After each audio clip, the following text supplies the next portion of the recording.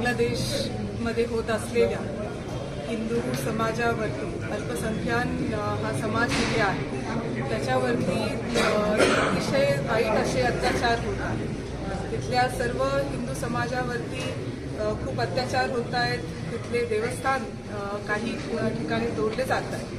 त्याचबरोबर इस्कॉनचे अध्यक्ष माननीय चिन्मय कृष्णदास यांना सुद्धा अतिशय वाईट पद्धतीने अटक करण्यात आलेली आहे।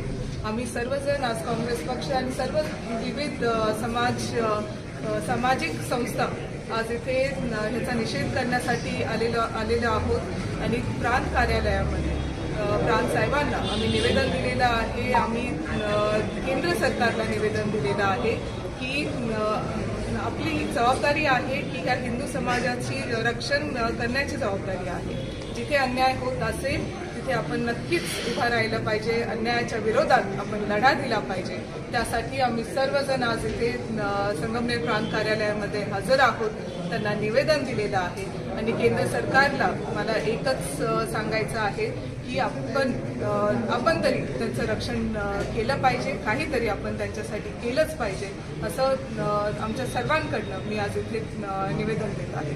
उद्या जे आंदोलन होत आहे ते सकल हिंदू समाजाचं आहे, म्हणजे महाराष्ट्रामध्ये प्रत्येक ठिकाणी हे आंदोलन होत आहे आणि आमचं राष्ट्रीय काँग्रेस पक्ष जो आहे ह्या आंदोलनाला समर्थन करत आहे आणि आमचे कार्यकर्ते आम्ही सर्वजण त्यात सामील होणार आहोत।